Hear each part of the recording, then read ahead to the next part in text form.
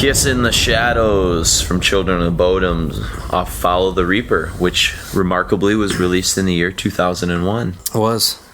And that's the year we're talking about on the Requiem Metal Podcast, Crucial Years in Metal. Part 8. Part 8. I'm Jason. And I'm Mark.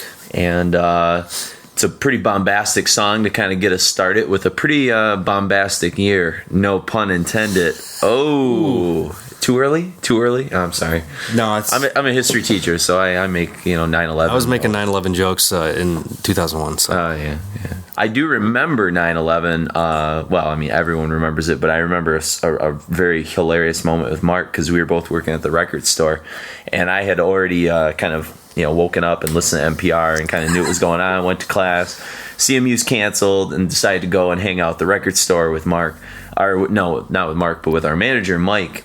And Mark comes like rushing in at like 12:30, and your hair was all wet, like you'd just gotten out of the shower, and you were like, "What the hell is going on? There's the line at the gas station is forever. I couldn't get into the gas station." And I went to the coffee shop, and it was like a couple blocks from my house. Where I went up to the coffee shop. That was usually like the daily routine: go get a coffee, head up to New Moon, and hang out, and then do whatever after that. But yeah, and talk to the dude at the coffee shop, and he's like, "Oh yeah, plane just crashed in the World Trade Center." I'm like, "That sounds like G.I. Joe, like a Cobra, some kind of weird Cobra plot." So I had no idea what was going on at all, and then everybody's freaking out, and oh yeah.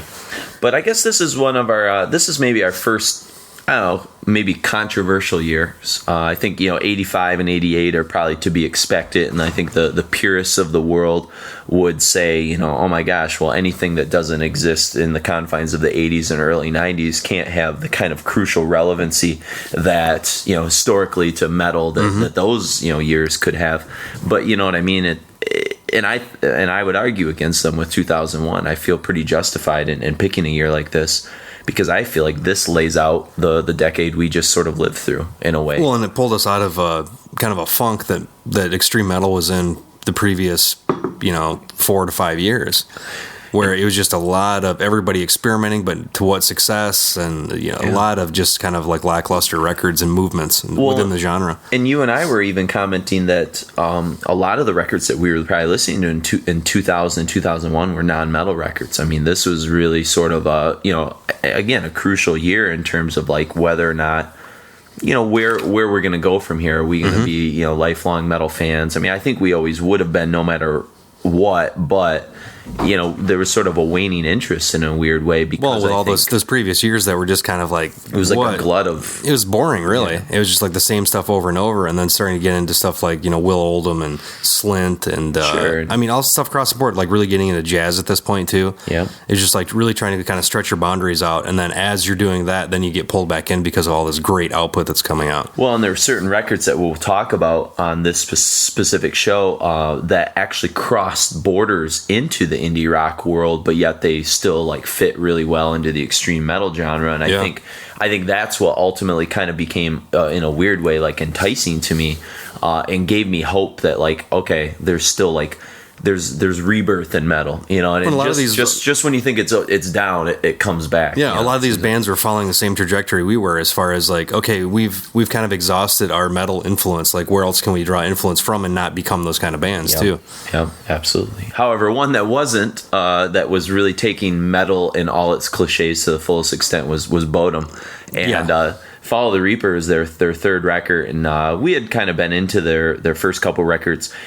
There were some hit or miss songs. Some of the vocals didn't really stick for me, especially like on the first one, but Hate Breeder was pretty decent. But then this thing came out swinging, with the title track, and then Kiss in the Shadows. I mean, the whole record is just unbelievable. It's like, it's everything I love about metal, and it's also, well, as far as like the bombasticness, the fun nature of it. I mean, like it has a lot of 1980s vibes to it. Oh yeah, it's got the keyboard back and forth. It actually makes the keyboard cool, which is almost an oxymoronic statement. But it's a keyboardist that can, like, I mean, note for note keep up with Lexi Laho on what was it, Warman? Was that the keyboardist's name? That was he was in the Warman band, or that was his side project. I think. But I never really this was and it had it was really tongue in cheek. It had a lot of sense of humor, similar to how Sentence did. Yep. Both bands kind of coming out of Finland as well. Sure. And it was just like is one of those kind of bands where it's not even a guilty pleasure thing. It was just kind of no. And this is a band really that captured me at the time. That has relevancy with, I think, some of the bombacity that people were looking for. I mean, again,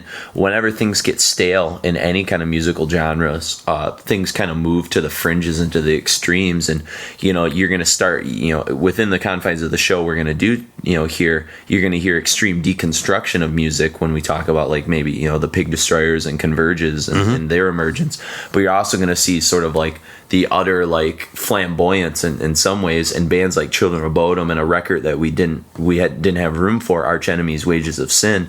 They were sort of representing that sort of standpoint of, like, ultimate guitar virtuoso, but also coming back with, like, brutality. Yeah, because the only thing that separates Children of Bodom from just almost like a cock rock band or a hard rock band, or even like the Rhapsodies and some of that stuff, is the vocals. Yeah, and that's the only thing in my mind where I can look back and think that, okay, that's what really set these guys apart. Is that people that were, like, really into Halloween would love this, but they'd hate the vocals. Sure, kind of thing. And this appealed a lot to a lot of my students throughout the years. Well, like, and they're pretty huge now with younger crowds as well. Yeah. So with Blood Drunk in the last what was it, Death Rock Hate Roll crew or whatever that is. But you start to see that stuff, and with especially the youth movement, and the youth really do kind of take over.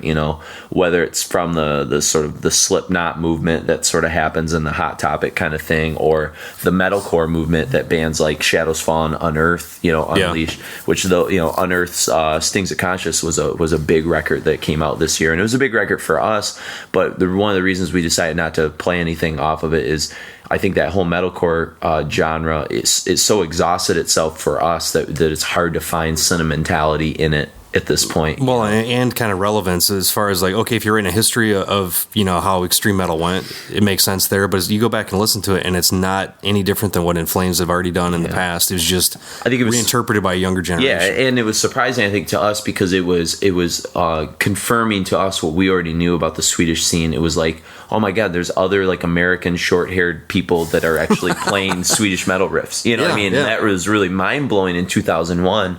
But in 2010, it's so overplayed that it's like, I don't need to go there. And with how prominent Arch Enemy is in the scene now too. I mean, it was an important year because Angela became she became the vocalist, taking over from what was the guy's name now? Johan Leva. That's right.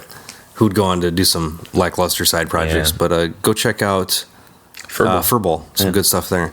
But yeah, I mean that I think people are pretty familiar with that, so we kind of left that off as well. But it was a big deal to have a female death metal vocalist that could go toe to toe against anybody, and not to be that's surprising, but it was the first person, I think, the first band of prominence that really gave her that opportunity to do that too. And I think Arch Enemy became one of the heavy hitters of the 2000s. I mean, they're a band again that my students are pretty familiar with. They're fairly mainstream for a death metal band. Well, and there's the whole novelty factor of having a female fronted band as well. So, but Mike Amott obviously from Carnage and Carcass fame has always had the chops to back it up. Oh yeah, I mean, and the lineup is kind of retarded. I mean, we've got Daniel Urslanderson from Eucharist, and then the other Amott brother, and so it's is Charlie still in the band playing bass? I don't know. Yeah, Charlie D'Angelo's is he still on as well? Yeah. So. But King Diamond, Merciful Fate, King Diamond, Merciful Fate fame, and Witchery. That's right.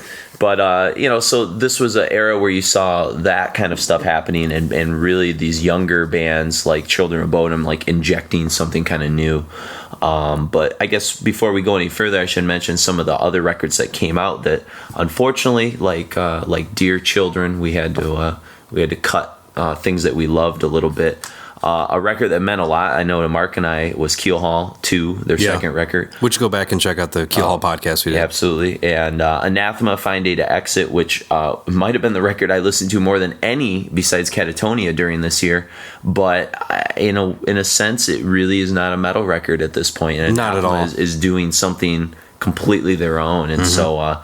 it's a great record, absolutely, from start to finish. And if you're interested in that kind of stuff, check it out if you're into the Buckleys and things of the world.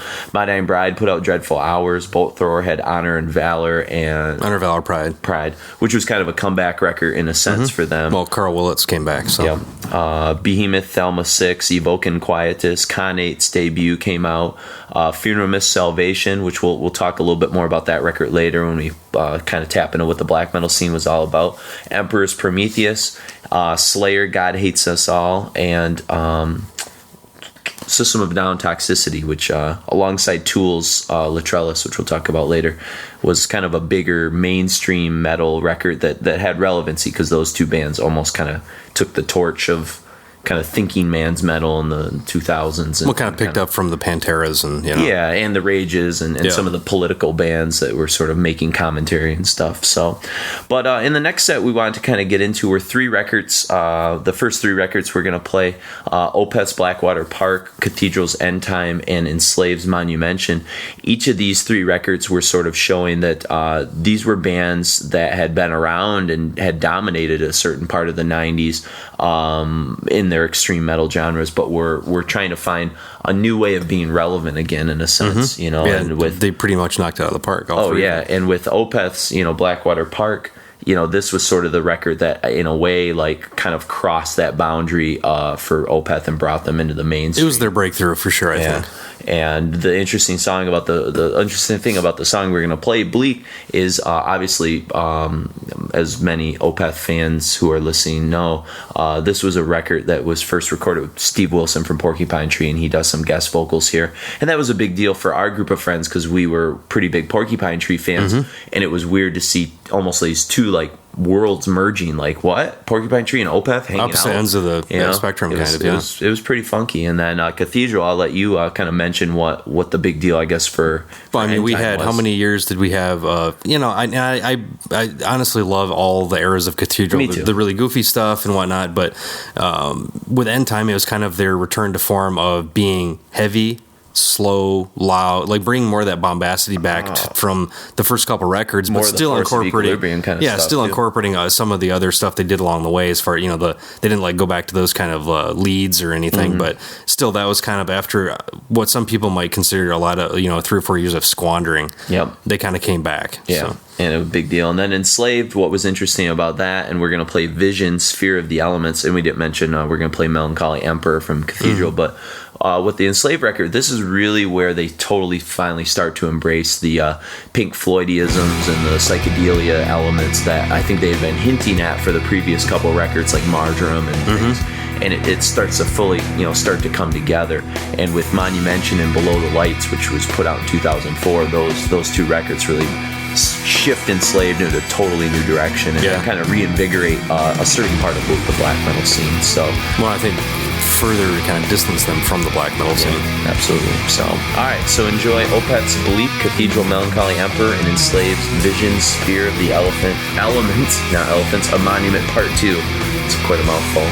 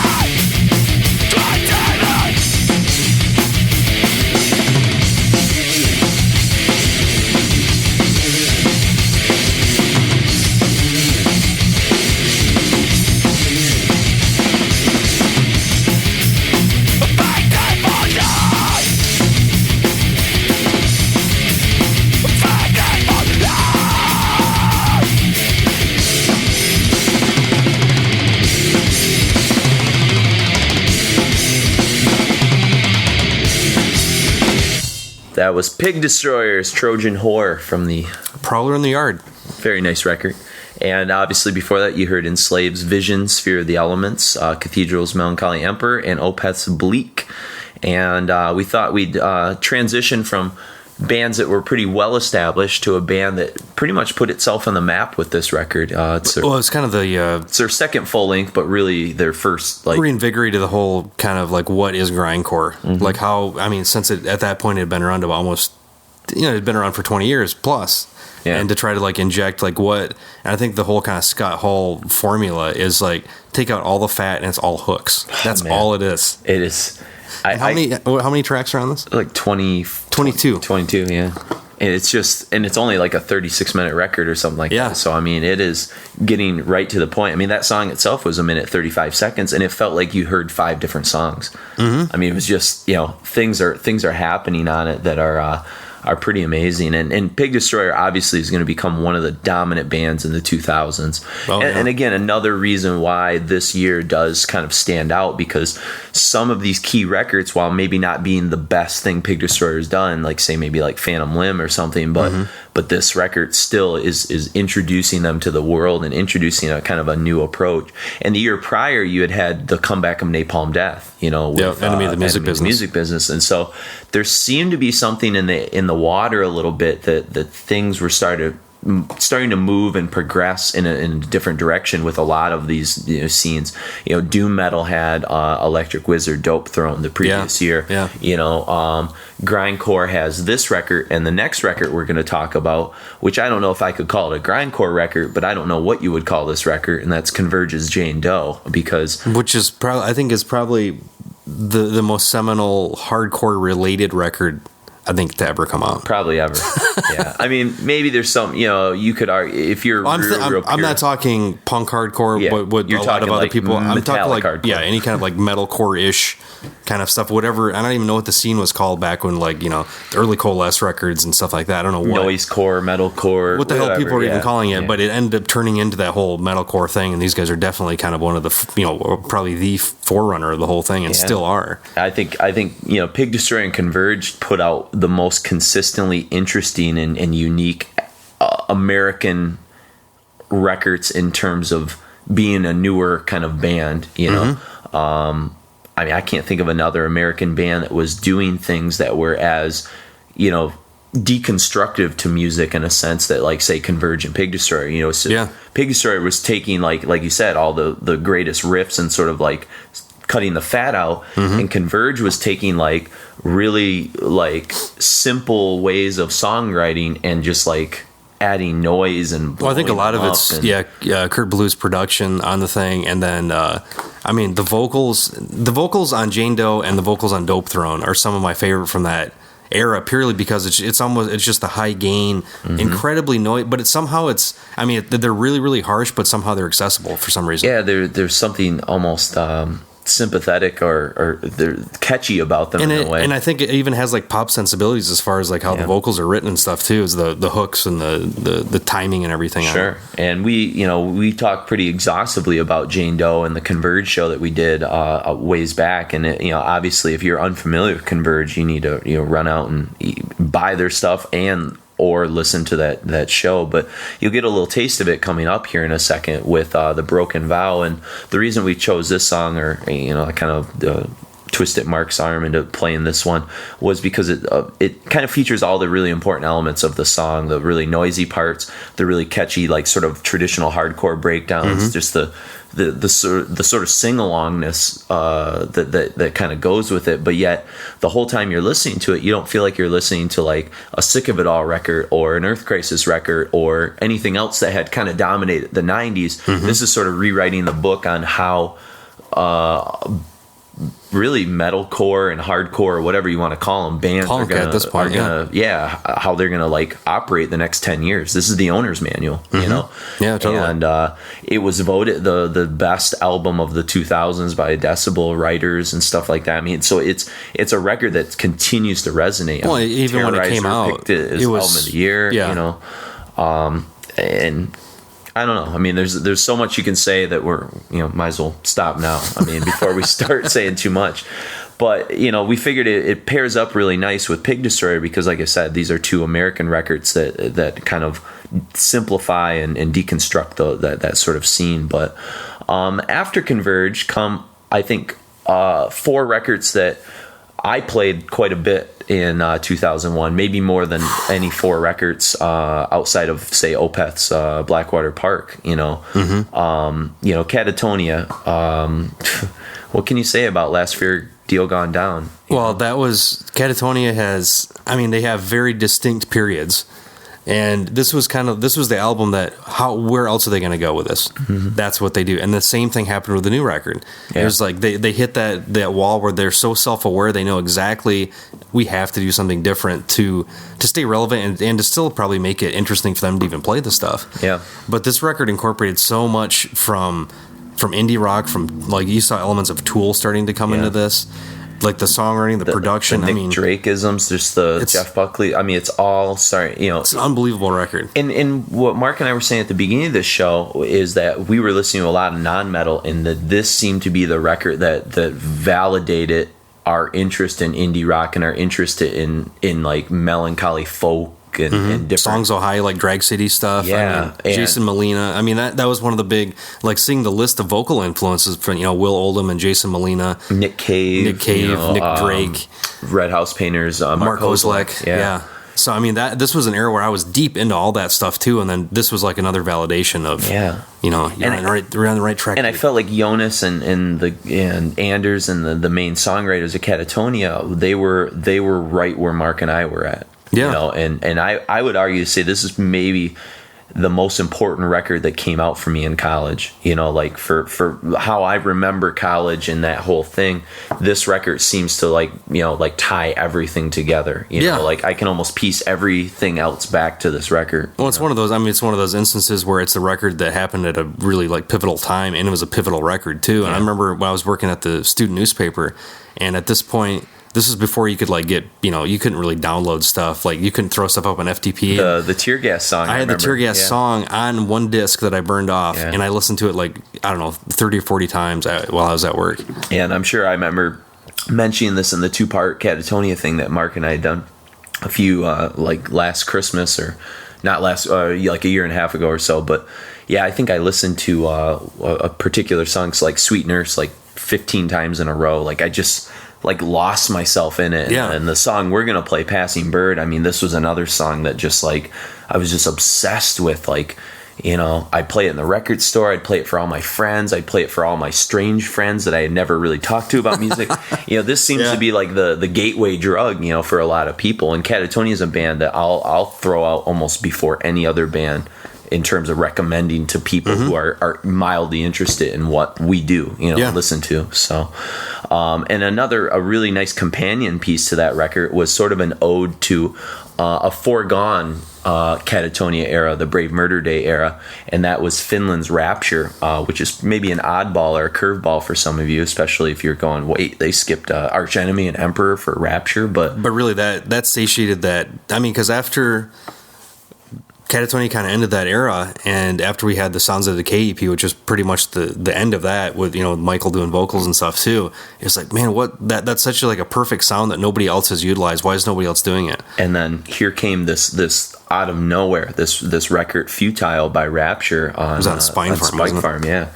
And these guys had some associations with I Serpent, which is a band that has some really great records and some really like kind of like they have a really great one EP that you should buy. Oh, that Death EP. I think it's just called Death, isn't it? Yeah, it's fantastic. They have one other record that's really pretty good too, a full length, not as good as the EP, but. This Rapture Futile record and the song we're going to play, This Is Where I Am, it had all those elements from Brave Murder Day, but it also had some of the warmth of like Last Fair Deal Gone Down. It wasn't as like bleak and apocalyptic as some of the older Katatonia. It was discordant, but it still felt, there's still warmth. It was major chords a lot of the time too, like over the top. You'd have like the rhythm would be major chords, but then this discordant riff behind it, Yeah, and it was this was one of, besides Last Fair Deal Gone Down, this was the only record when we were doing Eclipse at this point that ever appeared on all 4 of the editors' like playlist that we do every at issue the same time, and so that tells you like it was a zeitgeist sort of record. Maybe it means not a whole lot to a lot of people today, and it's kind of forgotten. But for me, when I think back to 2001, I have to think of Katatonia, Last Fair Deal Gone Down, and Rapture Futile. Yeah. They're kind of right in there. And then one other, we'll talk about the songs we'll play after that when we come back.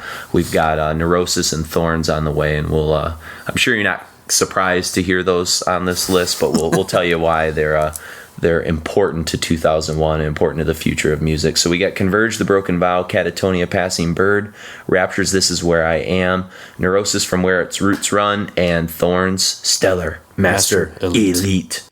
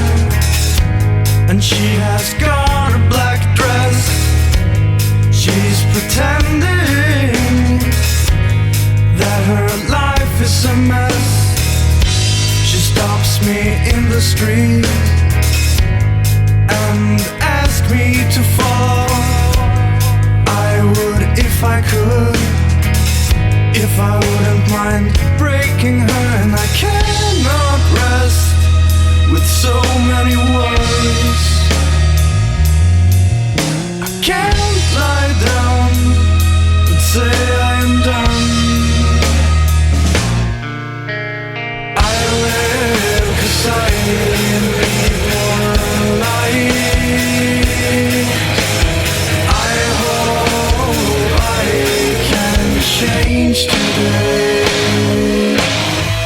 She would never think of changing. Too much fucking ammo, it's false, I know.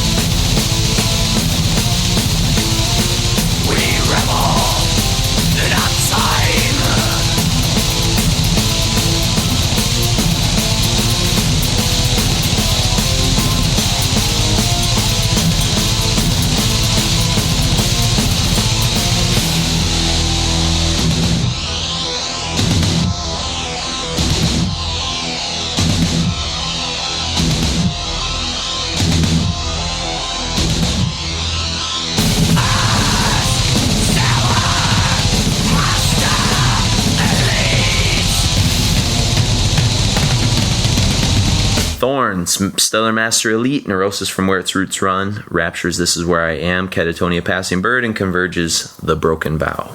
A Sun That Never Sets, dude, is wow. It's next to that record and Through Silver and Blood are two of my favorite eras of Neurosis for sure. And I throw Enemy of the Sun. Those are my three favorites if you throw that one in there. It's kind of one from each era, the early, the mid, and then this is sort of the start of this is almost flowering, the pinnacle of this of Neurosis. I think I don't know if they've really come close to this again. No. And especially with the whole Sun That Never Sets had an accompanying DVD. Yes, that had fantastic imagery. It was almost like if you remember those Inside the Mind's Eye CG things that people would like take acid and watch or whatever. Yeah. But it had that. It was such a great companion that I haven't really seen anything like that since. No, and I remember my buddy Chris True, who used to write for the All Music Guide. You know, he and I sat down and watched that whole DVD one day when right after I'd kind of come back from student teaching in England. It was sort of like I felt like some kind of drug trip of some sort. But you know, that tune is from Where Its Roots Run, with the way that the percussion plays very slow. It almost has a tribal sort of presence. And I think to it. With that visual component, what they did is almost surpass Tool with what anything Tool's ever tried to do with incorporating, because it's always been really important about their visuals incorporated into the music. And Sun That Never Sets just totally kind of like, you know, blew the doors off anything. And a song I would have liked to have played had we had an extra 7 minutes is the final song, Stones from the Sky, which I used to close Saucer Full of Secrets every week with that song. And I would occasionally... That was Jason's college radio show. Yeah, and I would occasionally get phone calls from people who are like, dude, your CD's skipping. What's wrong, man? Like, you know, and it was had great. Some really great production tricks and stuff on it too. And I think this is Steve Albini, you know, so this is the first one I think they did. Either this or Times of Grace was the very first one that they did with Albini.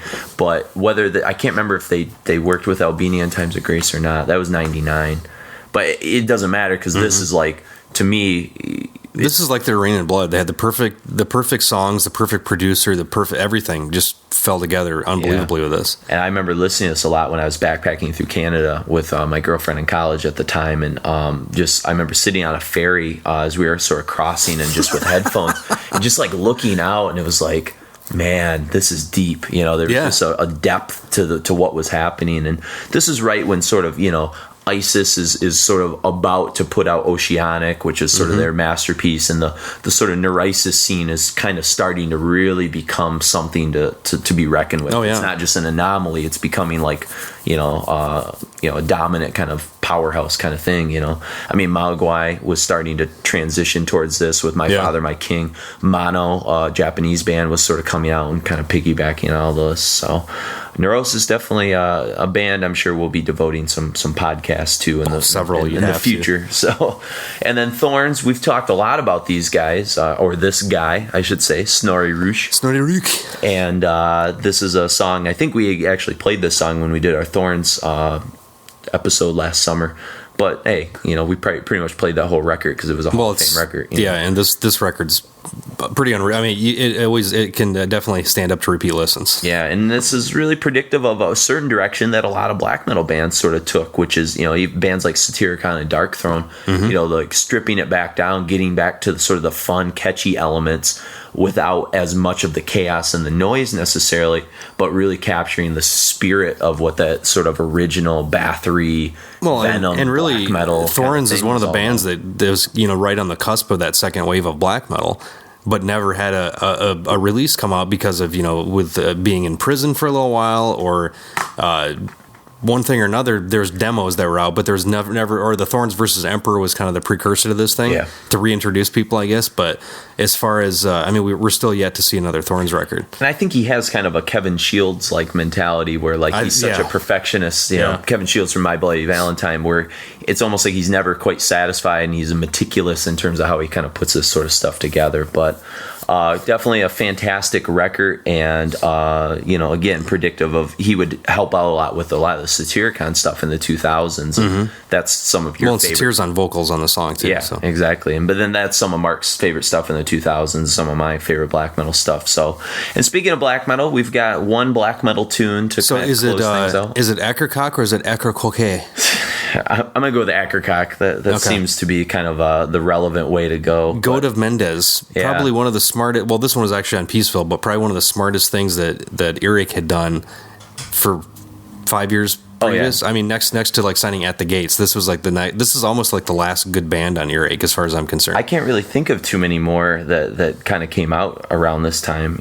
I mean, they're sort of a label that sort of lost all their favor with all their like really important bands. Oh, they went through their Power Violence phase, and where Anal Cunt was like the biggest band on the roster and things like that too. Yeah, So nothing. But Ackercock kind of came out of nowhere. I remember this record sort of surprised me. The Go to Mendes. I mean, just both the visually and with some of the disturbing elements that were sort of going on. And this is a record like I don't enjoy as much as maybe some of the later Ackercock sort of stuff. Yeah. But I kind of, it's an important record because it again is predictive of some of the weird kind of directions that black metal's going to go in the 2000s. Bands like Funeral Mist and what Marduk. yeah, I mean, it kind of opened up. did. I think it really kind of opened up the doors to not have to. Okay, this is the narrow corridor you have to kind of like play in when you're in black metal, and it really started incorporating a lot of elements of. Like Deicide, but also, Dark Throne and Emperor, like all that stuff kind of culminating into one thing. Like, sure, we can have super guttural vocals and we can have people screaming their ass off. And like chanting like passages from like historical things in the Bible. And almost like pseudo ministry really, elements with like the triggered drums that are just kind of like oppressively fast and like really high in the mix. And it's, I mean, these guys have an uneasiness to them. And I think that's, totally. And you have to respect that. and they're incredibly vocal about, their satanic they're very kind of bents. they're as very, well. they're very real. I Yeah. feel like they're not kind of like playing, Well, and dressed up and stuff. a visual standpoint, I mean, they all dressed up in suits. And I mean, they're just very, How very British, very British and professional, and they were British. I mean, Yeah. and one of the more important, I think, British black metal bands, maybe more so than Cradle of Filth. Well, them and Venom. Yeah, well, I'm sure there's probably somebody else I'm missing that I'm going to sound like a douche for not thinking of, but that's all right. as far as being opposite ends of kind of the third or fourth different generation of black metal. And so we've got Infernal Rites from the Go to Mendes, and then we're going to kind of close things off with a more mainstream band, but definitely a band that's meant a lot to Mark and I. And even though they do have a mainstream popularity, Tool and Latrellis was a record that was huge for us. I mean, I wrote an essay, not a review, but an essay for this that was maybe one of the better reviews I ever wrote in my life for Eclipse. And we decided to end with Ticks and Leeches and kind of fade that out into the sunset. Which I'm sure most people have heard, but I think it's important to bring it up within the company here because they can continue to be an influence to Katatonia to a huge degree, and a lot of, I mean, the divisions between what's hard rock, what's pop, what's whatever, it's so blurred now. What's new metal? It doesn't matter, and the whole kind of like new metal thing that Tool was. They're kind of lumped into in a They're kind of lumped sense. to, but just kind of riding the edges of that a little bit. Them and the Deftones are the only relevant ones I think to really come out of that. Yeah. And these guys keep continuing to put out like unbelievable records. Absolutely. And Ticks and Leeches is probably the heaviest song on this record, so it's very appropriate that we sort of play it. So yeah, hats off to Danny Carey on this. yeah, no doubt. What a hell of a drummer. But this is part 8 of our Crucial Metal countdown, so you'll have to stay tuned in future weeks to see where we go next. I'm sure 2001 may have been a curveball for those of you out there. Let us know what you thought. Shoot us an email at requiempodcast@gmail.com or check out the website, requiempodcast.com. Leave us a review on iTunes. We much appreciate Yeah, it. iTunes, or check us out on our Facebook page, Mark and Jason. So for Requiem Metal Podcast, I am Jason. And I'm Mark. And enjoy Ackercock, Infernal Rites, and Tool, Ticks and Leeches.